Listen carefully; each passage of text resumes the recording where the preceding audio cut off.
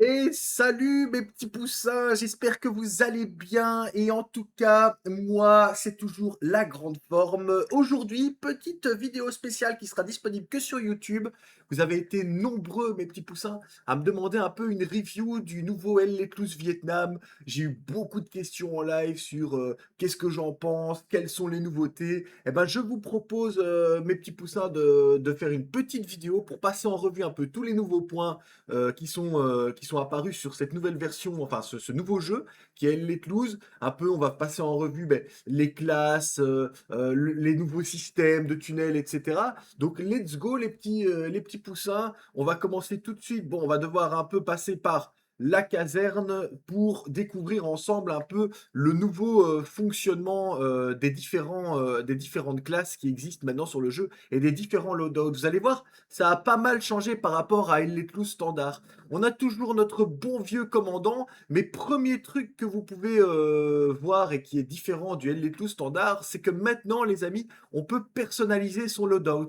Alors ça, c'est quand même assez cool, parce que en fait, en termes de classe et de gameplay, on sera plus figé dans le rôle où il y avait trois choix, machin. On va pouvoir un peu mixer, vous savez, dans El Ecluse, les rôles, par exemple, la T, tu pouvais prendre soit le tube, soit le loadout avec la mitrailleuse et la satchel. Ça va être un petit peu terminé. Vous allez pouvoir, vous voyez, prendre des armes secondaires un peu comme vous le souhaitez. Là, par exemple, il y a un pompe, il faut atteindre des niveaux de rôle. Donc, je trouve ça assez sympa. C'est du déjà vu, évidemment, dans d'autres jeux comme Battlefield et tout. Mais c'est vrai que ça va dynamiser un peu le système de classe de Hell Let Loose. Et ça, c'est chouette. Pareil pour les grenades, vous voyez, vous avez les loadouts secondaires. Et puis alors les utilitaires pour ce qui est des bandages, des fusées éclairantes, etc. Donc vous voyez, pas mal déjà de diversité sur les différents rôles. Bon, le commandant reste somme toute assez classique par son loadout, hein. C'est plutôt par sa fonction, lui, qui change comme sur le Hell Let Loose. Lui est capable, en fait, le commandant, pour ceux qui ne connaissent pas, de placer, en fait, du ravitaillement, faire appel en fait, à du ravito, à des éléments comme des chars sur la map, les faire spawn pour son équipe et en fait apporter en fait tout le nécessaire logistique à son équipe. Ça, c'était le rôle du commandant. Le chef d'escouade, ben pareil, il n'y a pas énormément de loadout ou de changements, mis à part que maintenant, comme vous pouvez le voir, toutes les classes ont ce marteau pour aider à la construction des différents éléments, parce qu'il y a beaucoup plus d'éléments constructibles par les classes qu'avant, auparavant, dans Eletus. Bon, ben, il y avait surtout l'ingé qui était capable, et l'athée qui pouvait pas poser des canons, mais sinon, il n'y avait pas grand-chose comme classe qui pouvait construire. Maintenant, comme les classes ont tous un petit peu un loadout ou des éléments constructibles, et ben du coup, on voit apparaître le marteau dans pas mal de classes différentes, dont le SL, le squad leader, qui, pour rappel, pour ceux qui connaissent pas, son rôle est en fait est de driver les équipes. Et entre autres, comme le commandant peut placer aussi des points d'apparition, mais c'est lui qui va se charger de placer des points d'apparition pour son équipe sur la carte. Donc soit par un avant-poste qui permet à son escouade d'y spawner, soit par des garnisons. Les garnisons sont en fait des points d'apparition globales pour toute la team, donc pour tout le clan allié ou toutes les autres squads pourront réapparaître dessus. Ça, c'est pour le chef d'escouade, les amis. Le fusilier en soi reste une classe un peu d'action et de soutien, donc pas grand-chose en termes de construction de son côté, mais toujours des grenades, des armes, une arme secondaire qui peut être le pistolet et la bonne vieille M16 ou la M16 baïonnette ou la M16 A1 avec le lance-patate, ça c'est incroyable.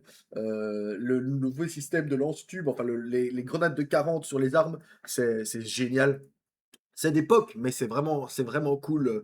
Ça amène quand même pas mal de nouveautés dans ce loadout, qui reste quand même des armes des années 60. Donc on retrouve un peu le côté Elle l'écluse, mais c'est plus des vieux tromblons. On a quand même des armes où on peut changer le mode de tir aussi des armes. Ça c'est important à savoir, les amis. On peut passer les armes du mode rafale au mode full auto. Ça c'est quand même génial parce que ça, en fonction de la situation, ça permet aussi une nouvelle mécanisme qui est un peu de régler son mode de tir en fonction des actions, quoi. Donc pour lui, pour ce qui est là, il peut avoir plusieurs grenades fumées pour le médecin. Attendez, il peut avoir en grenade, grenade à fragmentation, plusieurs grenades encore. C'est vraiment un loadout basé sur les grenades. Et puis évidemment, son kit de médic qui va bien. avec sa baïonnette. On a toujours l'opportunité de prendre une M16 baïonnette parce que le combat rapproché dans ce jeu est bien présent, hein, les gars. C'est vraiment visibilité zéro, c'est incroyable. Le spécialiste, quant à lui, eh bien, pareil, peut avoir le lance-patate ou le pompe, voire un lance-flamme incroyable, le lance-flamme qui est là, et avec la M16. Il avait déjà le lance-flamme sur LD+ standard, mais il le récupère dans le Vietnam. Et en arme secondaire, il peut avoir le lance-flamme également ou le fusil à pompe. Donc en arme principale ou secondaire, vous voyez, vous pouvez créer des loadouts vachement dynamiques. Tu peux avoir ta M16 et pour autant avoir le lance-flamme, ce qui n'existait pas dans le LD2 standard où on avait que le Colt. Les grenades, on a des mines Claymore également avec le soutien incroyable. Donc si le gars passe dans la jungle sur votre mine, c'est cuit. On a plusieurs types de grenades. Apparition du chalumeau pour le soutien, pour réparer donc tout ce qui est véhicule endommagé. Très très chouette ça. La petite boîte de mine qui va bien. Les fusées aussi, des fusées éclairantes. Donc il peut devenir spotter aussi, un peu comme la reconnaissance, la squad de reco dans LL2 standard. Donc vous voyez, il y a un mixing de tout qui fait que est-ce que les classes vont perdre un peu leur utilité propre? Je ne crois pas, parce qu'elles gardent toujours leur fonction principale. Le soutien est le seul à disposer d'une caisse de ravitaillement, par exemple. Donc c'est lui qui va pouvoir déposer le ravitaillement pour que le squad leader ou les équipes d'ingé ou quoi puissent construire leur matériel sur site. Donc vous voyez, ok, le loadout se mixe, ça apporte du dynamisme au loadout, mais pour autant la fonction principale de la classe reste. Donc ça c'est cool, ça c'est cool. On ne devient pas sur un espèce de schmilblick où le fusilier va pouvoir devenir soutien ou non non. Chaque classe reste un peu à sa propre identité. Le mitrailleur avec le la bonne vieille M60 évidemment. Le pompe également qu'on pourra prendre en arme secondaire ou le pistolet. Et les grenades, mine Claymore, grenades à fragmentation. Donc gros loadout d'explosifs en plus pour apporter du soutien et de mines. Les utilitaires, vous avez la grenade fumigène et les boîtes à munitions explos. Tiens, ça c'est nouveau, ça c'est cool. Il peut apporter des munitions explosives à sa team. Toujours le marteau. Comme je vous dis, ça c'est vraiment, ça s'est lissé sur toutes les classes. Tout le monde est capable d'aider à la construction des différents points, quoi. Le grenadier qui lui possède un lance-patate M79, pas mal, hein, ça doit faire beaucoup de dégâts, j'ai pas encore eu. Le lance-roquette monocoup, je suppose, le M72, et puis un bon vieux shotgun qui est cool aussi. Je dis monocoup, j'en suis pas certain. Je sais pas s'il y a moyen de le recharger. En tout cas, ce genre de tube est censé pouvoir ne tirer qu'une seule roquette et puis être jeté, quoi. Donc, ça, à voir, à confirmer. Vous confirmerez ça en commentaire de votre côté. Pour le coup, je donne une info qui n'est peut-être pas véridique. Je l'essayerai en jeu et je ferai peut-être un petit edit de la vidéo que vous voyez en ce moment. Les mines anti-chars, évidemment, toujours pratiques, hein, parce que les chars sont encore présents et les véhicules, beaucoup plus de véhicules du coup dans LL12 Vietnam que dans LL12 standard. Donc mines anti-chars bien présentes, toujours les mines antipersonnelles Claymore évidemment. Et pour le coup, ça c'est vraiment une classe explosive, hein. C'est le cas de le dire. L'ingénieur, lui, quant à lui, garde le lance. Ça c'est cool qu'on trouve ce lance-tube un peu dans toutes les classes, mais il prend aussi le lance-patate, le M79, la M16 baïonnette, le Colt évidemment et la M16 standard. On a dans le loadout explosif encore les mines anti-chars et les mines Claymore comme la classe précédente qui était le grenadier, enfin excusez-moi, le grenadier, oui c'est ça. Le chalumeau toujours propre à l'ingénieur, la clé à molette qui lui, pour l'ingénieur, va permettre de construire des fortifications. Ce qu'on ne retrouve pas, ça c'est propre à lui, on ne le retrouve pas dans les autres classes, donc tout ce qui va être barricade, barbelé, bunker, etc. Tout ça va pouvoir être créé via l'ingénieur. Il a également, ouais, en arme secondaire, le pompe ou le lance-patate M79. Ça, c'est cool. Et sinon, bah, un marteau, comme je venais de le dire avant.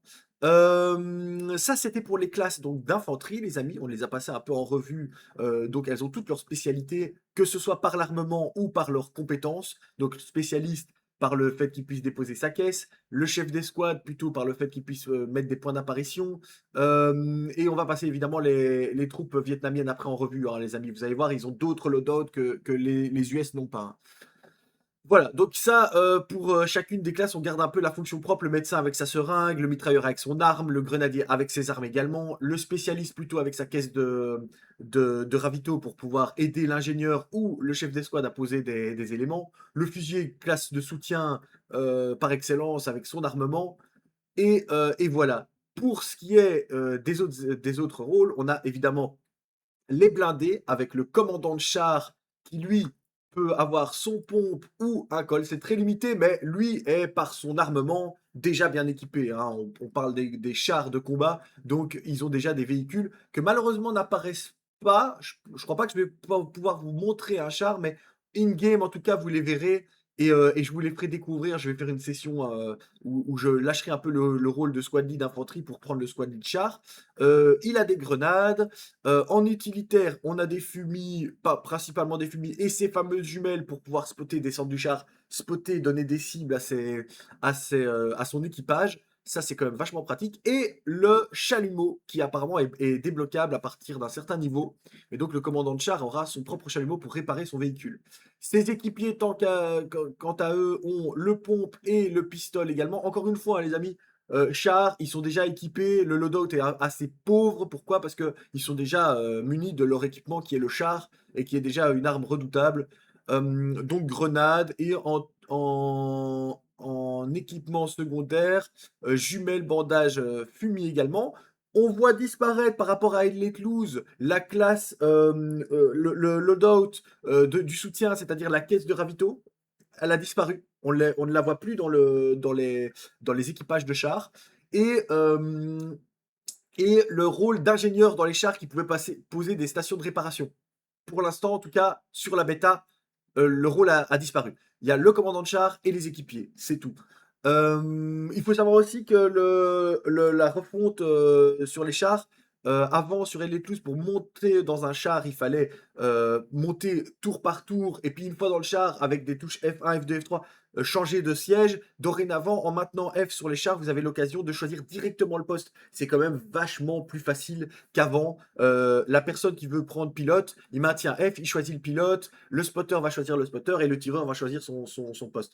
Quand même beaucoup plus facile d'organiser l'équipage qu'avant sur Elite Loose où il fallait qu'une personne rentre. La première qui rentrait était le conducteur, la seconde était le tireur et le troisième était le spotter. Ça, c'est fini. Vous allez pouvoir choisir vos places et vos emplacements sur les différents les différents équipements, hein, que ce soit les chars, les mortiers, les hélicos. Voilà, vous avez l'occasion de choisir votre poste directement en maintenant F sur le véhicule. La reco, classe que je n'ai pas encore essayé. On va voir un peu ce qui a changé. On va le découvrir ensemble. Alors, qu'est-ce qu'il a, la reco? Eh ben, on a le lance-patate, le fusil à pompe, la M16, évidemment, avec sa baïonnette, le Colt et la M16 standard. Et en arme secondaire, on a le lance-patate, le fusil à pompe ou le Colt. On a également les grenades et les explosifs avec les mines Claymore et la grenade pour ce qui est du loadout létal. Utilitaire, les fumis, la boîte de mun, voilà, il peut donner à son sniper, il peut recharger en munitions, et le bandage, et pas qu'à son sniper, hein, à toutes les personnes présentes. On a évidemment la fusée éclairante du loadout des éclaireurs, et le carnet de campagne. Pour vous dire, le carnet de campagne, c'est l'élément qui remplace la montre sur Elite Loose et qui vous permet en fait de déposer les AP et les garnisons. C'est vrai que j'en ai pas parlé sur le squad lead d'infanterie, c'est pareil, il a un carnet, et le commandant également. C'est ce qui nous permet de créer les points d'apparition pour votre équipe. Et c'est ce qui remplace la montre sur Elle Let Loose qui permettait la même fonction en fait. Euh, la fusée éclairante, donc qui en fait, une fois tirée en l'air, va afficher sur la map la présence d'ennemis ou de matériel pour l'équipe. Ça, c'est la fonction du lance-fusée. Il va faire en fait spotter sur la map les différents dangers et ça va permettre aux autres équipes de les repérer et de pouvoir les annoter pour leurs équipes sur la carte. Ça, c'est un rôle très important. Le rôle éclaireur, les amis, c'est un rôle qui se joue souvent en arrière-ligne et votre rôle va servir surtout à bousiller la logistique des équipes adverses et à faire sauter leurs points d'apparition en les prenant dans le bac et à donner des infos, évidemment. Vous allez voir passer, comme vous êtes en arrière-ligne, vous allez voir passer les véhicules de logistique, éventuellement les hélicos si vous êtes côté vietnamien, etc., etc. C'est quand même un rôle assez important qui se joue quand même fort différemment de l'infanterie, hein. Vous êtes moins sur le front, mais beaucoup plus en retrait. Vous devez jouer beaucoup plus finaux, quoi. Donc voilà, ça c'est pour l'observateur, en tout cas, donc le squad leader de la reco. Et pour le sniper, ah, je ne l'ai pas encore utilisé, mais il a l'air flambant, le fameux M40 ou un fusil à pompe, mais ça, ce sera plutôt en arme secondaire, mais surtout son fusil à lunettes qui permet, c'est le seul d'ailleurs, la seule classe qui dispose de lunettes et sur le L Plus premier du nom et sur le L Plus Vietnam. Le reste, ça reste de la jumelle. En arme secondaire, on a le pompe ou le Colt et évidemment donc les loadouts de munitions létales, donc les grenades, la clé mort, etc., qui sont juste en plus grand nombre en fonction du niveau du rôle. En utilitaire, lui, a que de la fumée. Voilà, il n'a pas de caisse de munitions ou autre. C'est vraiment que de la fumée. Et pour l'instant, je vois qu'il y a d'autres choses, mais qui sont verrouillées. Donc, je pense que peut-être ça va s'ouvrir avec le level. Mais pour l'instant, c'est verrouillé. Donc, je ne peux pas vous dire. Je suppose que vous pourrez, par exemple, prendre et la grenade fumée et les bandages. Mais ça, je crois que c'est déjà le cas. Euh, mais, euh, mais voilà. Donc, ah, n'oubliez pas, les amis, de bien remplir vos cases quand vous jouez à Elite Loose, parce que de base, vous aurez une molette. Vous allez voir quand vous choisirez votre rôle en jeu, vous allez avoir une molette à droite de votre classe. N'oubliez pas de personnaliser votre loadout, parce que sinon, de base, par exemple, vous n'aurez pas de grenades ou pas les grenades fumigènes. Donc, n'oubliez pas in-game, les amis, ça c'est important aussi, de bien, quand vous êtes in-game, quand vous choisissez votre classe, de jeter un petit coup d'œil sur les molettes. Ça ressemble à ce logo-là qui sera sur le côté de votre loadout et qui va vous permettre de le personnaliser. Important. Les mortiers, nouvelle classe, ça, les mortiers mobiles, donc petit poste de mortier. L'observateur qui est encore une fois le squad leader de la team. Bon, un lance-patate, les deux M16, le Colt et le fusil à pompe, on les présente plus. En secondaire, ben, pareil, hein, lance-patate, pompe ou Colt. Et alors, en arme létale, les clés morts, les grenades en fragmentation. Et la fusée éclairante, ça va être utile pour spotter les cibles pour vos collègues qui vont, eux, se charger du tir. C'est pas mal. C'est quand même assez dynamique. Voilà, le carnet de campagne qui sert également à poser des AP, etc. Donc, le rôle d'observateur dans la team est important de Mortier. C'est vous, avec les jumelles, etc. et la fusée éclairante qui allez donner les informations et les marqueurs pour votre cible, pour vos cibles. Sinon, vos soutiens et artilleurs ne s'en sortiront pas. Ils vont pas tirer à l'aveugle. Donc, c'est vraiment un rôle hyper important et qui va vous permettre de donner les bonnes infos. Alors, pour ce qui est du soutien pour la classe, eh ben, il dispose d'un ravitaillement également pour placer éventuellement des garnis. En loadout, vous avez les deux M16, le Colt et le fusil à pompe. Et en secondaire, le fusil à pompe ou le Colt. En explosif, les mines Claymore et les grenades. En utilitaire, les fameux bandages et la boîte de munitions pour son équipe, ça c'est cool. Son marteau, évidemment, et boîte de mines explosives et ravito. Voilà. Il dispose de tout ça pour aider son équipe. Et alors, enfin, l'artilleur, lui, dispose de ses deux M16, le Colt et le pompe. Je suppose pompe et Colt pour les armes secondaires. Les armes létales, on est sur de la grenade, mais il débloque les mines à les grenades à fragmentation, uniquement pas les mines, excusez-moi, que les grenades à fragmentation. Et en utilitaire, on va avoir les grenades fumées, les grenades et le bandage. Et normalement également, lui sera muni de sa clé à molette parce que c'est lui qui va construire le point de mortier. C'est lui qui va vous placer le mortier. Euh, il dispose d'un marteau comme toutes les classes. Donc c'est lui, c'est l'artilleur qui posera le mortier et qui permettra d'avoir le point, l'objet pour la team en fait, hein. Ensuite et finalement les hélicoptères avec le pilote, l'officier logistique et son Colt, hein. Encore une fois, le loadout n'est pas terrible, mais pourquoi? parce que tout simplement, les jumelles, évidemment, lui va encore une fois être muni d'un outil qui est l'hélico et son but n'est pas d'être surarmé en vue de sa classe. Il est là plutôt pour la logistique, déposer les troupes. La nouvelle classe hélico, ça c'est une toute nouveauté, hein. On est sur vraiment des véhicules volants. Ça, c'est une grosse révolution sur L-Toulouse. Je trouve ça extraordinaire dans l'immersion, et vous allez voir pourquoi aussi, dans l'équilibrage des deux factions. Je trouve que les gens critiquent beaucoup justement le point, et on en reviendra après quand on sera sur le loadout des Vietnamiens, mais il y a encore un grand débat sur oh, l'hélico ne vaut pas les tunnels. Vous allez voir après de quoi je parle, hein. Mais moi je trouve que ça s'équilibre relativement bien. Il faudra peut-être voir deux trois points, et vous allez me dire après en commentaire si vous êtes d'accord sur les points que je vais aborder après sur le vietnamien, sur les Vietnamiens et le fameux tunnel. Mais je trouve que pour l'instant, ça s'équilibre relativement bien parce que l'hélico est permanent et permet, c'est un utilitaire, c'est un véhicule, donc d'être utilisable à l'infini pourvu que l'équipage le tienne. L'hélico sert aussi de point d'apparition quand il est statique, ça il faut le savoir. Lorsque vous posez, et vous verrez ça, vous allez avoir, ça c'est très bien fait aussi dans la version Vietnam, les amis. Il y a un nouveau tuto sous forme d'un entraînement. Je vous conseille de le faire jusqu'au bout, surtout pour ceux qui n'ont pas joué à Elle tous premier du nom. Mais même pour ceux qui ont joué à Elle ne bâclez pas le tuto, il vous apprend beaucoup de choses sur les nouvelles mécaniques et il est très bien fait. Donc n'hésitez pas à le faire, c'est un conseil que je vous donne. Donc l'hélico, comme je vous disais, et je reviens à ça, peut servir de point d'apparition un peu comme les half-track sur Elle et donc permettre à votre équipe, une fois qu'il est posé en statique, de réapparaître dessus. Il faut savoir aussi une chose, c'est qu'un hélico peut être piloté seul par la fonction où vous pouvez le mettre statique, changer de poste de pilotage et pouvoir poser du ravito en étant une seule et même personne dans l'hélico, en fait. Ils vous apprennent ça dans l'entraînement. Est-ce que ça fonctionne en jeu ou c'est juste pour vous montrer en fait les deux classes sans devoir faire un nouveau tuto sur la deuxième classe? Ça, je vous dis ça, mais c'est à vérifier. C'est à vérifier. Donc ça, c'est pour les équipes d'hélicoptères.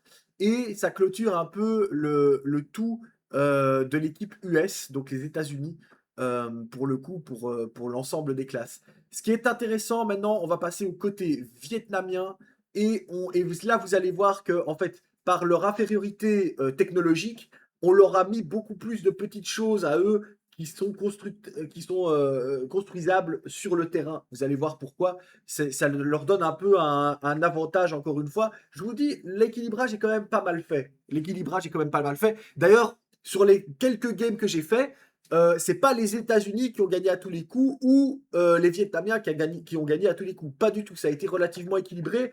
Il faut savoir aussi que lors de la bêta, c'est un peu un grand melting pot de tous les profils joueurs mélangés. Donc il y a des gens, il y a des vétérans des Let Loose, mais il y a aussi beaucoup de nouveaux. Donc on va pas se fier non plus aux games telles qu'elles sont actuellement. Les gens découvrent, c'est encore un peu le bordel, mais attendez de voir quand les games seront structurés aussi. On n'a pas eu encore une game où il y avait full vétéran. Et je crois que ça va être très intéressant quand il y aura des games où il y aura beaucoup de gens qui connaissent déjà le jeu et qui vont commencer à utiliser toutes les fonctionnalités et toutes les capacités des différentes classes. Je reprends donc le rôle du commandant qui est similaire, exactement similaire au rôle. Les rôles ne changent pas, donc leur fonction première reste la même, c'est les mêmes que je vous ai expliqué juste avant. Le commandant, pareil, chez les Vietnamiens, il va pouvoir balancer des drops, des frappes d'artillerie, des mitraillages d'avions, etc., etc. C'est juste que la globalité change. Par exemple, les Américains vont balancer du napalm, les Vietnamiens vont balancer un tir de mortier, quoi. Voilà, c'est un peu ça qui change. Par contre, le loadout, c'est vrai que les Vietnamiens ont beaucoup plus d'armes automatiques en seconde arme. Ça c'est rigolo et ça fait plaisir. On a l'espèce de pistolet automatique, le K50M, qui est une arme, un pistolet de petit calibre mais à haut débit. Ça, c'est génial quand vous êtes en ville ou au contact. La bonne vieille AK type 56 avec baïonnette, évidemment. Et alors, on a un fusil qui est un Mosin type 53, fusil donc monocoup à verrou, mais qui tape de très loin, quoi. Et son pistolet, le type 54, évidemment. Euh, et vous savez, ah ouais, vous avez carrément les descriptifs de chaque arme, mais c'est ça, c'est génial ça. Ça, c'est génial. Donc, le commandant avec ses grenades et ses utilitaires, le lance-fusée éclairant, etc. Et encore une fois, le carnet. Le carnet ne change pas, donc c'est ce que je vous expliquais, c'est vraiment l'outil qui va vous servir à mettre en fait des points d'apparition et des garnisons. Et pour les Viet Cong, les tunnels, les fameux tunnels. Ça, c'est très intéressant. Il faudra vous montrer ça in-game, les tunnels, parce que vous allez voir, c'est quand même un chouette système. Je vais en profiter d'en parler tant qu'on est voilà, sur le point des tunnels. Donc en fait, on peut pas les voir, dommage, je peux pas vous montrer les trois types, hein, l'AP, la garnie et les tunnels. Mais donc en fait, je vais venir au point des tunnels. Les Vietnamiens, contrairement aux Américains donc, qui ont les hélicoptères de transport qui permettent en fait de déposer des troupes, de poser l'hélico, de le laisser en stationnaire pour faire un point d'apparition, comme un half-track à l'époque, les Vietnamiens, eux, ont un système de tunnels où il est possible en fait de relier une garnison créée à un ensemble, à un réseau de tunnels sur la carte. Et en gros, les personnes, en utilisant le tunnel ou la garnison, vont apparaître sur la carte et vont pouvoir choisir l'emplacement sur lequel ils veulent aller. Ça va très vite, hein. Vous allez vraiment presque instantanément d'un point à l'autre. Franchement, je trouve le système extraordinaire. Ça apporte une dynamisme euh, incroyable. Du fait aussi que eux n'ont pas de véhicule aérien et donc pas de possibilité de s'aéroporter d'un point à l'autre. Oui, ok, c'est vrai que c'est instantané alors que l'hélico ne permet pas de transporter la troupe instantanément, c'est vrai. Mais l'hélico est réutilisable à l'infini, tandis que ça, l'hélico, le gars peut faire des allers-retours pour déposer un nombre de troupes et à des endroits très précis sans avoir besoin d'un squad lead qui aille sur le point, le déposer, le construire. Bon, entre nous, le fait que le tunnel soit gratuit, donc il ne faut pas de ravitaillement à construire, je trouve ça un peu déconnant quand même, pour l'instant, mais ça va faire office d'amélioration. Mais je trouve qu'il y a quelques points qui me choquent. Le tunnel, le fait que le posé ne demande pas de ravitaillement comme une garnie, c'est un peu choquant quand même, comme je le disais. Et alors aussi, le fait, je trouve que le réseau de tunnels ne devrait être applicable que sur une bande de terre. C'est-à-dire, je m'explique. Si par exemple, une personne met une garnie à un point A qui est sur à un côté d'une rive, son premier tunnel au point B qui est aussi sur le même côté de la rive, mais qui met le troisième tunnel de l'autre côté d'une rive, donc d'un fleuve, et qui le relie, et ben les gens peuvent traverser le fleuve par le tunnel. Ça, je trouve que ça devrait être interdit. Je trouve que un tunnel posé qui est séparé par un cours d'eau ne devrait pas être linkable sur le réseau de tunnels. Voilà. Je vous montrerai ça évidemment in-game. Hein, j'ai pas il me propose pas de faire une démonstration ici parce qu'on n'a pas le tunnel, on peut pas vous le montrer. Mais in-game, je vous montrerai, je vous referai une vidéo sur le système de tunnel plus particulièrement. Je crois que ce sera intéressant et ça vous donnera une meilleure vision de la chose. Mais donc, pour moi, 2 points sur les tunnels. Le fait qu'ils peuvent être construits sans ravitaillement, je trouve ça un peu trop cheaté. Et le fait qu'ils peuvent traverser de la flotte, ça, je ne mettrais pas. Je dirais qu'un gars doit vraiment contourner la flotte avec son réseau, donc il doit construire des points contournés, mais on ne peut pas traverser l'eau avec un tunnel, ça devient un peu trop cheaté, ça. Voilà. Ça, c'est mon avis, les gars. Ça, c'est, voilà. J'ai fait le point sur le tunnel. In-game, oh mon Dieu, je suis retourné trop loin. In-game, en tout cas, je vous montrerai ça. Ce sera beaucoup plus facile et beaucoup plus concret. Mais voilà. Ensuite, le chef d'escouade, on va reprendre un peu les classes. Oh là là, non, attendez, on est chez les États-Unis, c'est pas le bon. Voilà. Le chef d'escouade, du coup, peut avoir, pareil que le commandant, le même loadout. Il est relativement similaire, à part peut-être le fusil à pompe double canon. Ben ça, il n'y avait pas chez le commandant pour l'arme secondaire. Moi, je prends la petite mitrailleuse parce que c'est quand même vachement plus pratique. En utilitaire, la boîte de munitions explosive, ça c'est nouveau. Et c'est, je crois, unique à l'armée vietnamienne. Et ensuite, les grenades standards et des bandages, voilà. Mais le loadout peut être muni de boîtes de munitions à terme. Ça, c'est quand même vachement cool pour aider l'équipe. Les jumelles, évidemment, le carnet de campagne pour faire apparaître les équipes et toujours le marteau pour toute l'équipe. Le fusilier, quant à lui, a le Mosin, le lance-grenade, le type 553 avec lance-grenade, incroyable. Donc il a un lance-grenade au bout du fusil, c'est incroyable, génial. Et le Team 54. Ouais, vraiment, c'est des classes que j'ai pas eu le temps parce que j'ai joué que Squad Lead, les amis. Donc, j'ai pas encore eu le temps d'essayer toutes les classes. Je les ai juste fait pendant l'entraînement. Mais du coup, c'est vraiment cool ça, le lance-patate, c'est ce qui manquait à Henley Toulouse, je trouve. Les Américains ou les Allemands auraient pu avoir ce fameux lance-grenade, vous savez, où vous mettez la grenade et poum, vous la tirez, qui c'était pas présent. Je l'ai toujours voulu, moi, sur Henley Toulouse, premier du nom, mais maintenant, ça y est, c'est fait, c'est sur le Vietnam. Donc, comme quoi, mon idée n'était pas dégueulasse, hein. Et les boîtes de munitions en équipement de rôle pour le fusilier. Le médecin, somme toute classique, avec le pistolet mitrailleur, le petit pistolet et les différents armements qu'on a découverts auparavant avec le commandant, avec le fusil, mais ce coup-ci sans lance-grenade, les seringues et évidemment les bandages. Voilà, matériel médical, les pansements, etc. Le spécialiste, quant à lui, a l'accès donc au fusil mitrailleur LPO 50, qui a l'air d'être une dinguerie sur pied. Incroyable, il a l'air fort fort. Le lance-grenade, lui, quant à lui, donc il est vraiment quand même bien équipé, le soutien chez les Vietnamiens.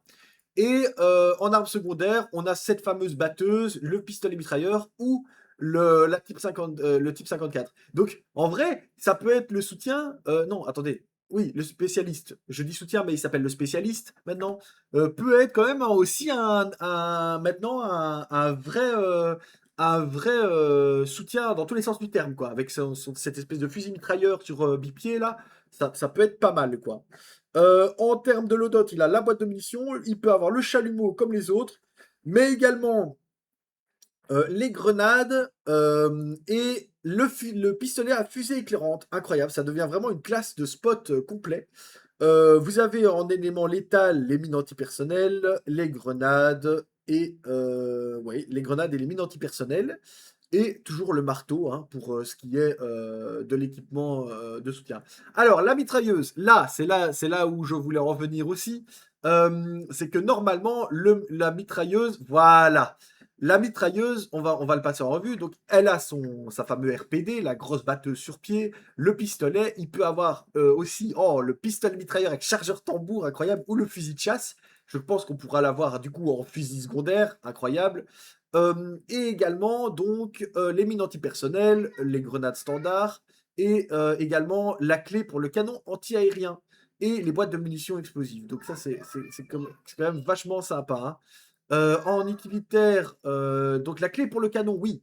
Pour vous expliquer, le mitrailleur maintenant, l'AMG, peut poser un espèce de gros canon anti-aérien sur pied avec la mire, vous savez, en cercle avec la croix, pour bousiller en fait tout ce qui est équipement léger, véhicule léger en fait. Donc bateau, hélico et camion ennemi. Voilà, ça ne perce pas le blindage des chars évidemment, mais ça perce bien la peau des Américains. Ça marche bien. Donc grosse nouveauté donc pour le côté mitrailleur. C'est ce que je vous disais. Ils ont quand même des petits avantages les Vietnamiens à avoir de l'équipement déployable mobile et qui fait quand même bien le café, hein. Attention, c'est très violent, hein. Donc ça, c'est le mitrailleur, grosse nouveauté donc sur la classe MG. Elle n'est plus limitée qu'à sa MG. Elle a aussi le poste de tir statique sur pied, qui est quand même une grosse batteuse bien balèze, hein. Pour ce qui est du grenadier, alors le grenadier intéressant, donc il a son Mosin avec ses grenades, il a la petite PPM, il a le Mosin, la baïonnette, mais aussi le fameux RPG 2 coups. Alors, le RPG de coup est très efficace, ça part très très droit, hein, c'est vraiment vachement puissant. Il faut, après test, il faut environ 4 roquettes mises sur un char pour le détruire. Voilà, comme ça vous le savez. Une suffit pour un hélico ou pour un autre véhicule léger, mais 4 sont nécessaires pour le char moyen pour l'instant. Donc 2 dans le moteur ou 2 dans la carlingue, ou 4 carlingues, 4 moteurs. En tout cas, on a fait un peu des mix et en 4 roquettes, on avait abattu le char. Comme ça, vous le savez. Donc, il est muni de 2 roquettes. Donc, prévoyez un loadout de munitions explo avec vous parce que avec vos 2 roquettes, vous ne le ferez pas péter ou vous ne l'immobiliserez pas. Voilà, faut le savoir. Ça, c'est important. En arme létale, vous avez les mines anti-char, les grenades type 57, grenades explo du coup, et les mines antipersonnelles qui sont disponibles. En trousse d'utilitaire, vous avez donc les grenades smoke, la boîte de munitions et les bandages. Et sinon, ben, vous aurez en fait un lot de grenades plus étendu. Et le rôle, toujours le marteau pour ce qui est des utilitaires. L'ingé, Quant à lui, il a le fusil de chasse à double canon, la PPM avec chargeur tambour, le Mosin type 53, la mitrailleuse avec chargeur standard de 30 coups, le type 56, donc la K avec sa baïonnette, et le pistolet. Et en arme secondaire, du coup, bah, la PPM, le chargeur tambour, le fusil de chasse et le pistolet. En arme létale, toujours la grenade, la mine antipersonnelle, une seule pour lui, du coup. La grenade explo et les mines, les genres de claymore, hein. Ce sont des mines à captation de mouvement. Donc quand le mec passe devant, ça pète et ça fait un triangle, vous savez. C'est plus comme Let Loose où c'est une mine, une jump mine. C'est vraiment des mines claymore quand vous passez devant, elles pètent, quoi. Voilà. C'est aussi simple que ça. Donc ça fait beaucoup, beaucoup de dégâts. Sa clé à molette, pareil que pour celle de l'ingé US, sert à construire des éléments de type barricade, barbelé, bunker et toute autre structure en fait. Donc très importante quand vous voulez solidifier et fortifier un point. Rôle très important. Et également, je ne l'ai pas dit, et malheur à moi, je ne l'ai pas dit sur l'US et c'est valable pour les deux. Surtout les gars, et j'ai oublié le truc le plus important, oh, je suis vraiment nul. C'est les nodes. C'est les nodes. C'est les nodes. Les nodes. Non, ma chérie. Attends. Allez. Et c'est les nodes. Du coup, les nodes, ça sert en fait à placer du ravitaillement pour le commandant afin que celui-ci puisse vous donner des structures qui vont permettre d'avoir du ravitaillement du fuel. Ça va diminuer le temps de chargement de la récupération des caisses, des soutiens, etc. Hyper important, les amis, les nodes, les ingés. N'oubliez pas de placer vos nodes de ressources pour le commandant en début de game. Prenez un camion de ravitaillement. Les camions de ravitaillement vous sont dédiés en début de game. Ce sont les camions bâchés. Ils vont vous permettre de déposer du ravitaillement et d'aller poser vos caisses, enfin vos nœuds de ressources. C'est hyper important. Sans ça, les games pour le commandant sont très compliqués. Et je ne l'ai pas dit, et je me fouette. Je ne l'ai pas dit au début avec les ingés US, mais c'est le premier truc que j'aurais dû dire avant les structures. Voilà. Mais important, les amis, retenez ça pour les ingés, ceux qui veulent jouer à ingé, surtout les nœuds de ravitaillement pour le commandant. On va passer aux équipages de blindés. Je suppose que ça va être, voilà, là, pareil que. Oh, ils sont quand même mieux équipés. Ils ont une PM alors que les US n'ont qu'un fusil de chasse. Et ils ont les grenades, mais somme toute un équipement léger. Voilà. Mais sinon, ils ont évidemment leur armement qui est le char. Les équipiers, ça va être pareil. Voilà. Même loadout et même fonctionnalité que le commandant de char. Encore une fois, leur force à eux, c'est leur véhicule et non pas leur loadout. La reco chez les Viet Cong. Possibilité pour le squad leader d'avoir son Mosin, l'AK avec la baïonnette, le pistolet, le fusil de chasse et également le Mosin avec lance-grenade. En arme secondaire, on retrouve le fusil de chasse et le pistolet. Les mines antipersonnelles en loadout létal secondaire, donc les grenades ou les mines. Et par après, ben, juste plus de mines ou de grenades. Les utilitaires, on a les boîtes de munitions, les bandages, les grenades fumis et sinon ben, le carnet, le lance-fusée éclairant et les jumelles pour pouvoir spotter. Et son sniper, quant à lui, a le Mosin avec lunettes, la PPM, le type 54 et surtout la ghillie, les gars. Ça, c'est génial. Les Viet Cong sont équipés d'une ghillie. Vous pouvez mettre la ghillie complète, comme vous pouvez le voir. Et ça, je peux vous dire que le sniper Viet Cong, il est quand même vachement plus coriace à débusquer que le sniper américain, du fait d'avoir cette ghillie camouflée. C'est génial, j'en ai croisé. C'est vrai que ça fait bizarre de voir un mec se relever dans les bush. C'est l'enfer. C'est déjà allez, l'environnement est déjà très dense, mais alors avec une ghillie, vous êtes le roi de la jungle, hein. Euh, les fameux loadouts de fumis, bandage pour ce qui est des loadouts utilitaires. Et voilà un peu pour la classe du sniper. Et pour les mortiers, eh bien, somme toute la même chose que pour le mortier américain. Donc la fonction principale, ce sera de construire le poste de mortier. Donc les deux ont du mortier. Il n'y a plus d'artillerie fixe comme sur Red Let Loose. Donc vous attendez pas à avoir un canon d'artillerie et de pouvoir l'utiliser. Non, non, non. Tout se fait avec des espèces de petits nids de mortier assez sympas, hein. Vraiment, c'est vraiment cool. C'est assez discret. Vous pouvez les poser dans la jungle et commencer à tirer avec. ça fait beaucoup de bruit, vous êtes spoté évidemment, mais c'est quand même moins, comment dirais-je, ça apporte moins de standards, enfin, comment dirais-je, vous savez, les postes d'artillerie avant, vous saviez où ils étaient sur L-Écluse. C'est-à-dire que vous saviez qu'il fallait aller au QG, le mec allait poser son canon là et vous lasmatiez et puis c'était réglé. Ça, c'était le problème un peu. Bon, il y avait l'artimobile, les chars d'artimobile qui sont arrivés après sur L-Écluse, qui ont permis justement un peu plus de, de mobilité et d'un peu surtout moins de redondance en fait sur les trucs. Mais voilà, ça va être pareil un peu que le char d'Arty sur L-Écluse, mais plus discret, plus petit et donc bah, encore plus vicieux, quoi. Vous allez pouvoir prendre des positions d'artillerie sur des collines et poum, poum, balancer. Si vous construisez bien des défenses autour, il y a moyen de faire du gros dégâts.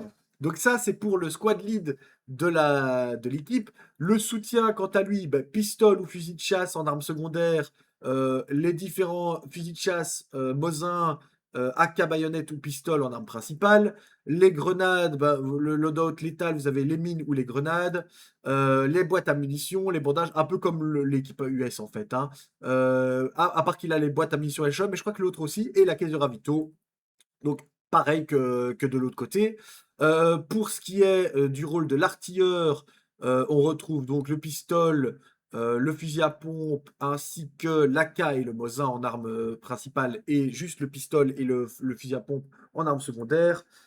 Létal, on a beaucoup de grenades, et les utilitaires, des fumées, des bandages, et sinon ben, la fameuse clé à molette qui sert à construire le nid de mortier. Eh bien voilà, je crois que nous avons fait le tour pour ce petit tuto et vidéo de présentation des différentes classes sur Red Ecluse Vietnam. Si j'ai oublié des choses ou s'il y a des choses où vous n'êtes pas d'accord ou que vous avez ou un avis différent du mien, n'hésitez pas à le mettre en commentaire. Ça fait toujours plaisir d'échanger et je crois que pour aider aussi l'équipe de développement qui est derrière le jeu, je crois que c'est utile aussi de faire remonter les infos. N'hésitez pas surtout à leur faire remonter les infos. Ça les aidera à améliorer le jeu. Pour l'instant, aussi, avant de clôturer ça, je voulais juste aussi placer ce petit truc sur qu'est-ce qui ne va pas en ce moment. Moi, hein, en tout cas, qu'est-ce qui m'a sauté aux yeux et qui n'allait pas en ce moment. Et je crois que beaucoup de gens sont d'accord avec moi pour ce volet Elle-Écluse Vietnam.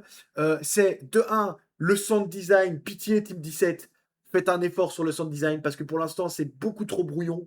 Un AP qui est à 15 mètres de vous, vous êtes enfin un AP qui est à 50 mètres de vous, vous entendez la radio de l'AP, vous savez pas trop s'il a 10, 15, 20 mètres. Le son spatialisé est quand même assez mal foutu. Pareil, quand vous rentrez dans une jungle, vous êtes en fait dans l'ambiance de la canopée avec les grillons, les grenouilles, les petits bruits de la jungle. Mais vous sortez de la jungle pour rentrer dans la ville, l'ambiance sonore est la même. Donc ça aussi, c'est pas normal, c'est pas normal. Des fois, des bugs encore. Vous avez un gars qui sauce à volonté, vous entendez même pas les départs de tir, vous savez pas d'où ça vient. Les pas, c'est encore brouillon. Donc le sound design, donc le design du son en général est à revoir. Franchement, parce que ça pète un peu l'immersion de pas savoir où se trouvent les éléments. En fait, il y a trop d'éléments. Il y a trop d'éléments d'un coup. Et je ne dis pas qu'il en faut pas parce que c'est la guerre dans la jungle. Donc à un moment donné, quand ça pète, il faut être surchargé par les bruits, il faut être oppressé par le bruit de la guerre. Mais attention de ne pas tout mélanger, quoi. Voilà, ça ne sert à rien de rajouter des sons quand c'est pas nécessaire et inversement. Et je trouve qu'il y a encore un gros boulot à faire là-dessus. Et alors évidemment, pour les gens qui n'ont pas une grosse config, pitié l'optimisation parce que pour l'instant, beaucoup de gens se plaignent de grosses pertes de frame ou que le jeu est injouable. Moi, je vous avoue que j'ai une grosse config, j'ai une 4080, j'ai un i7 13700K, j'ai 32 Go de RAM en DDR5. Et pour autant, des fois, j'ai des petites pertes de frame quand je rentre dans certaines zones avec un effet lumineux de particules, etc. J'ai encore des petites pertes de frame. Ça ne devrait pas être le cas. Ma machine est capable de l'assumer. Mais voilà. Ça, pour moi, avec le système des tunnels qu'il faudrait revoir un peu, c'est vraiment les seuls points que j'ai notés. Sinon, au niveau du gameplay, au niveau du fun, au niveau de l'immersion, le jeu est incroyable, vraiment incroyable. Voilà, je vais finir la vidéo là-dessus, je clôturerai là-dessus. En tout cas, n'hésitez pas à nous rejoindre en live, les amis. Et sur l'app, j'ai monté une app. Si vous êtes streamer, ça vous donne l'outil pour permettre la centralisation de tout votre contenu. L'app, c'est www.l4 pp.com. N'hésitez pas à la visiter si vous êtes streamer ou si vous-même vous voulez visiter l'app en tant que spectateur et aller voir le contenu des autres streamers qui s'y trouvent. Voilà, regardez, ça apparaît là sur le widget. N'hésitez pas, c'est moi qui ai créé l'app. Dites-moi aussi ce que vous en pensez en commentaire. Et si vous êtes streamer, n'hésitez pas. L'inscription est gratuite. La création de votre profil streamer est gratuite. Et ça va vous permettre de mettre tous vos clips YouTube, TikTok, Twitch. Tous vos streams s'afficheront. Vous avez des widgets comme celui qui vient de s'afficher, mais aussi des chats et tout. Tout est prévu. Donc n'hésitez pas à aller faire un tour sur l'app, les amis. Moi, je vous fais de gros bisous et je vous dis à bientôt sur Elle Let Loose. Je stream tous les jours aux alentours de 20h. Des gros bisous et j'espère que cette vidéo vous plaira. N'hésitez pas à me donner votre avis en commentaire. Gros bisous mes poussins. À bientôt. On se voit sur le terrain. Repos, soldats.